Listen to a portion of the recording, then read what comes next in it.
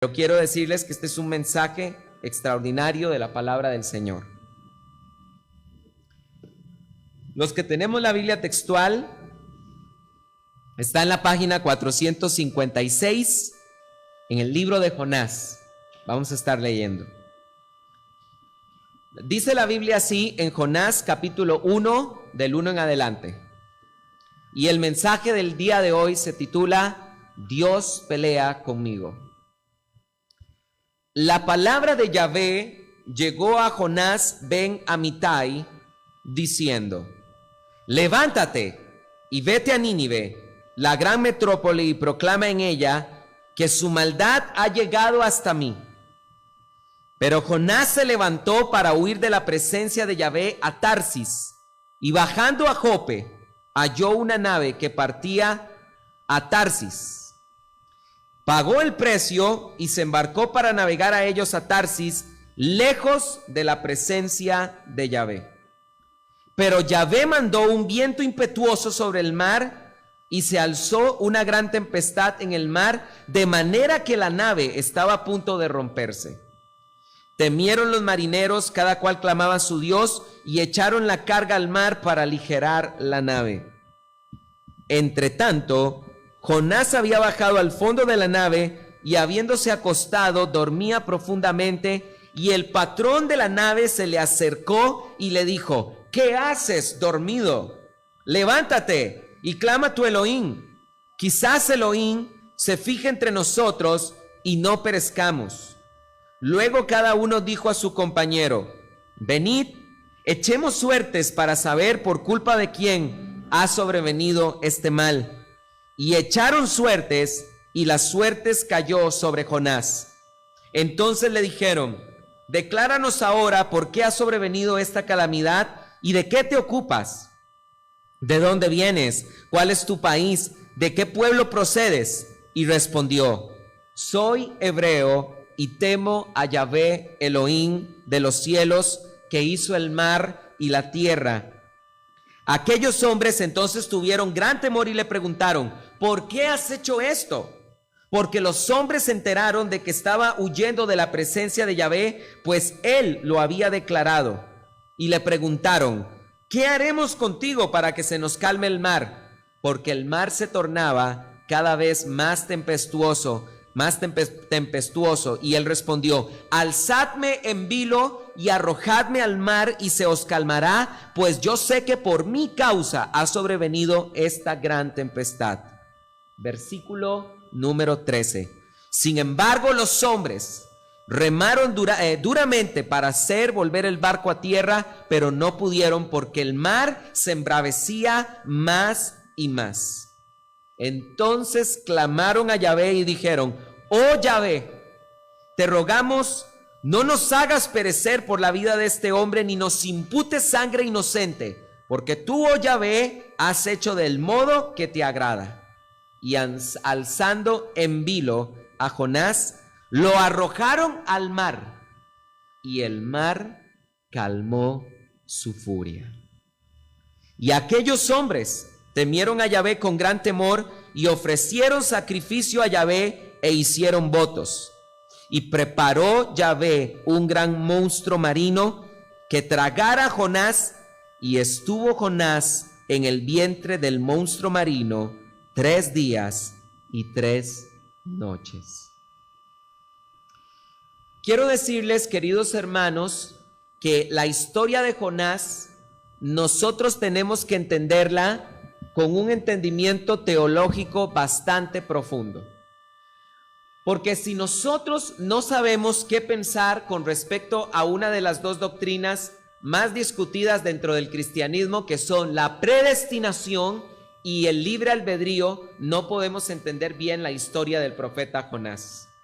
Porque cuando estamos hablando de la predestinación, estamos hablando de que Dios, antes de que este mundo haya sido creado, encontramos múltiples pasajes que hablan de que Dios a unos, por ejemplo, dice la Biblia, Pablo hablando de Jacob y de Esaú, antes de que hubieran nacido, antes de que hubieran hecho algo malo o bueno, dice la escritura: a Jacob amé y a Esaú aborrecí.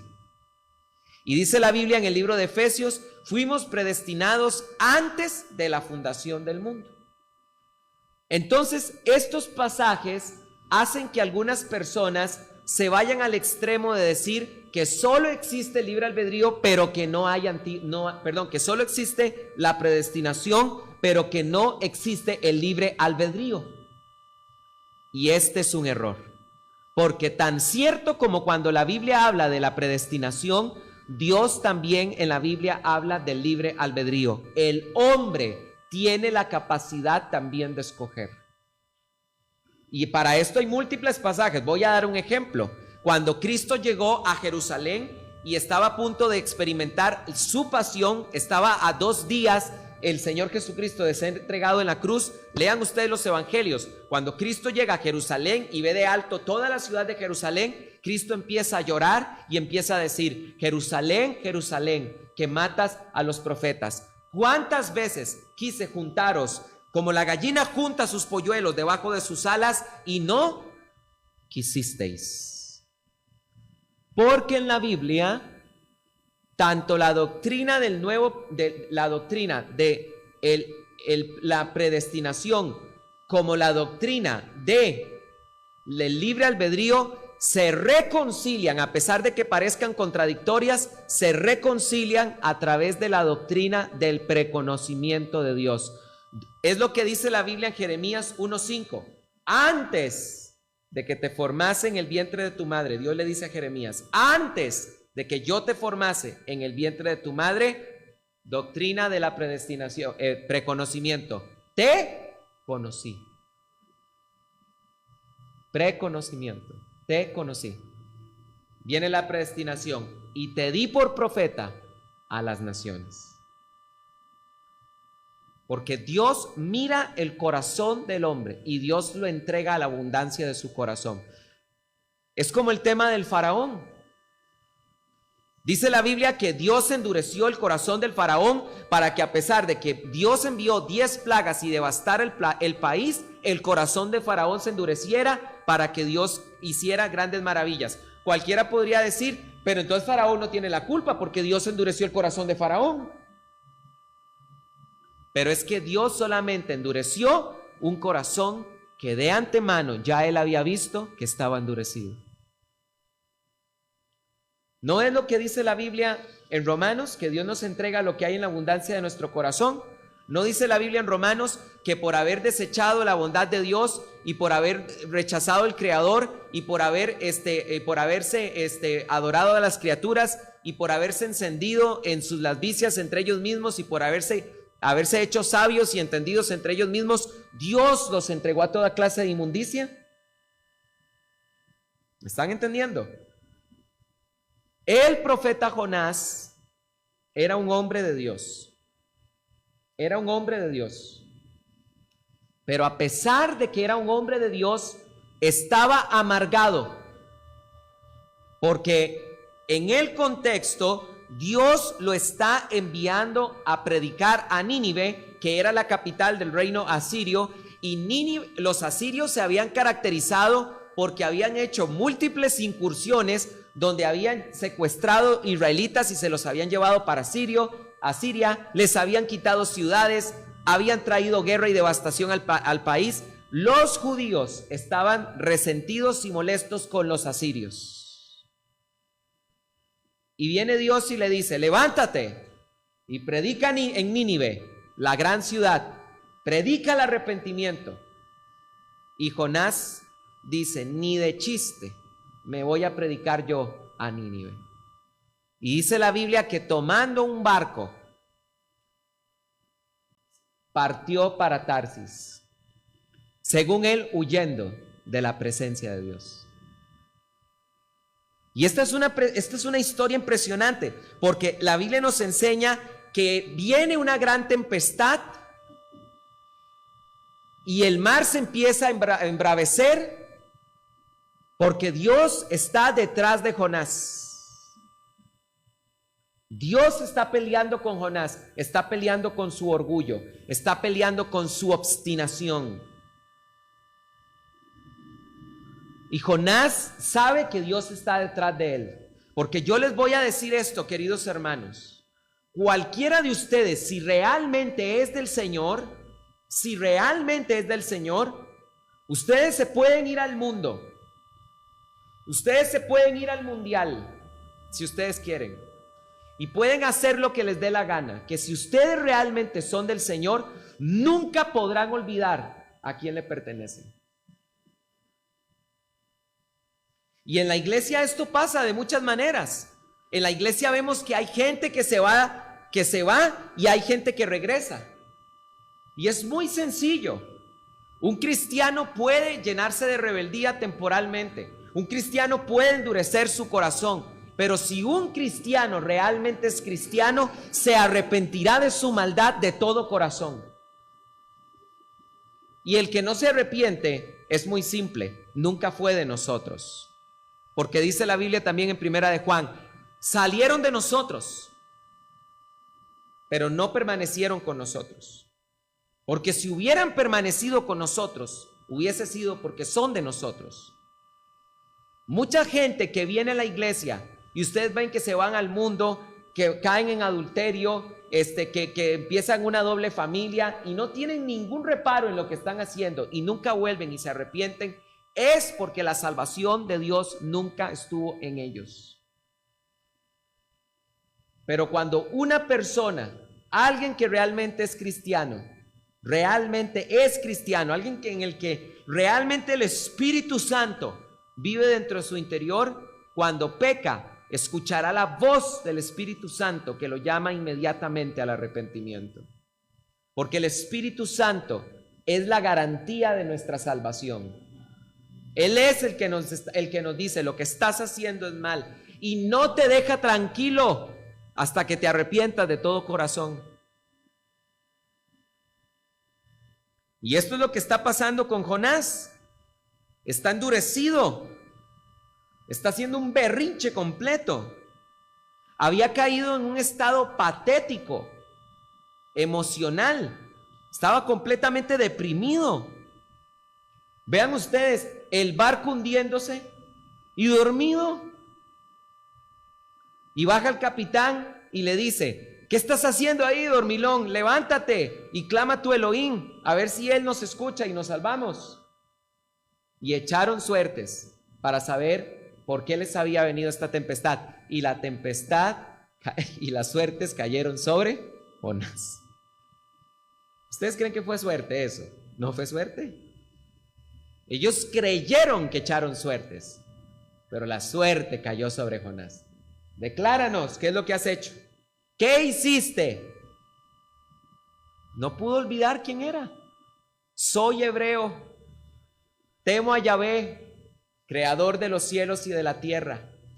Soy profeta, estoy huyendo de la presencia de Dios.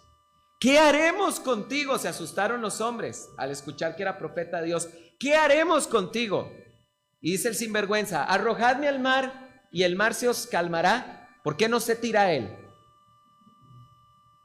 Si ve que el barco se está hundiendo, ¿por qué no se tira él? Porque estaba ni fuerzas para levantarse y tirarse. Agárrenme y tírenme, ¿verdad? Y lo agarraron, ¿verdad? Y lo tiran y el mar se calma. El mar se calma. Pero lo que Jonás no sabía, hermanos, es que Dios tenía preparado a un monstruo marino para que se lo tragara. Y dice la Biblia, y esto es un misterio muy impresionante, y otro día podemos profundizar en él, pero si ustedes van a Mateo capítulo número 12, dice la Biblia cuál es el nombre de este monstruo marino. La Biblia dice, y así como Jonás estuvo 3 días y 3 noches en el vientre de Cetus, porque Cetus es un monstruo marino y es una constelación de los cielos también, así como Jonás estuvo 3 días y 3 noches en el vientre de Cetus, así es necesario también que el Hijo del Hombre esté en el centro de la tierra 3 días y 3 noches.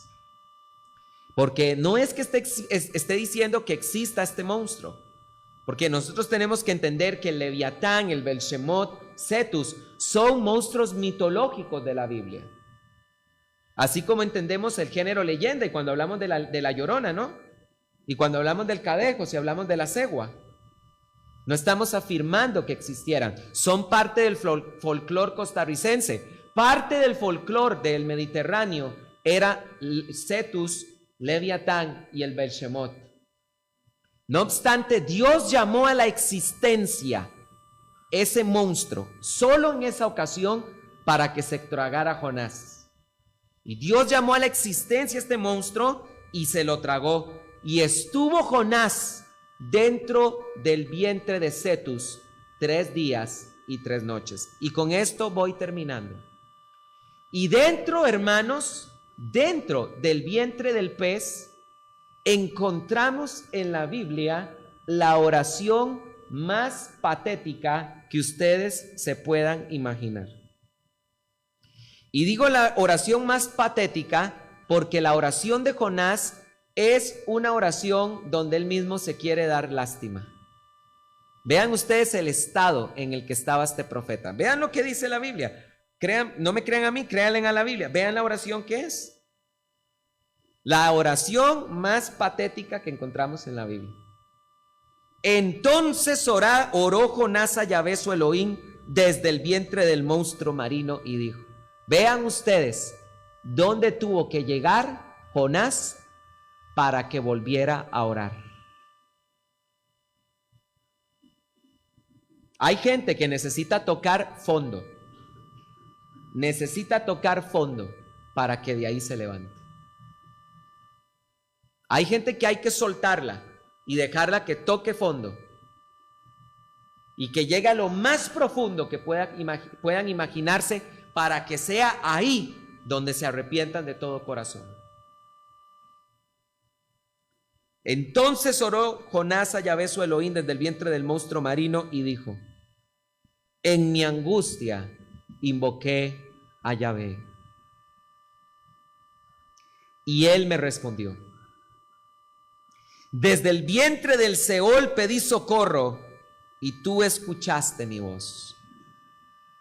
Me arrojaste a las profundidades del corazón del mar y me rodeó la corriente. Comienza el violín, ¿verdad? De la oración. Empieza ahí, ¿verdad? Me arrojaste a las profundidades del mar, al corazón del mar y me rodeó la corriente. Todas tus olas y tus ondas pasaron sobre mí. Me dije: desechado soy de tu presencia. ¿Cómo podré volver a contemplar tu casa santa? Las aguas me envolvieron hasta el alma. El abismo acuoso me rodeó. Las algas se enredaron en mi cabeza. Descendí a los cimientos de los montes. La tierra echó sus cerrojos para siempre detrás de mí. ¿Pueden ustedes ver la oración de conmiseración, la oración de autolástima? Los últimos versos son los que demuestran un verdadero arrepentimiento. Pero tú, oh Yahvé, Elohim mío, sacaste de la fosa mi vida. Y cuando mi alma desfallecía en mí, me acordé de Yahvé. Mi oración llegó hasta ti en tu santa casa. Los que siguen la vanidad de sus ídolos se alejan de tu misericordia, pero yo te ofreceré sacrificio de alabanza. Cumpliré lo que ¿qué? Lo que prometí, porque te lo digo de esta manera. ¿Sabes tú por qué tú eres cristiano? ¿Sabes tú por qué eres tú cristiana? Jesucristo dijo en Juan: nadie puede venir a mí si no le es dado de mi Padre. Queridos hermanos, nosotros tuvimos un encuentro personal con Dios porque Dios Padre nos puso en las manos de su Hijo para que tuviéramos un encuentro con Él. Y con esto no estoy diciendo que no esté involucrado el libre albedrío, porque también otra parte de la Escritura dice: Dios anhela que todos se salven y que todos lleguen al conocimiento de la verdad. Pero hago una pregunta: ¿se salvan todos y llegan todos al conocimiento de la verdad? No, ¿verdad? Porque el hombre tiene que escoger también. Pero nosotros, nuestro encuentro personal que tuvimos con Dios, quiero ser claro, fue una iniciativa de Dios, no una iniciativa de nosotros. Nosotros escuchamos la voz del príncipe de los pastores y abrimos nuestro corazón, pero Dios fue el que dio el primer paso. No fue que un día tú te levantaste en la mañana y dijiste, ay, qué ganas de ser un hombre nuevo, ¿verdad? No.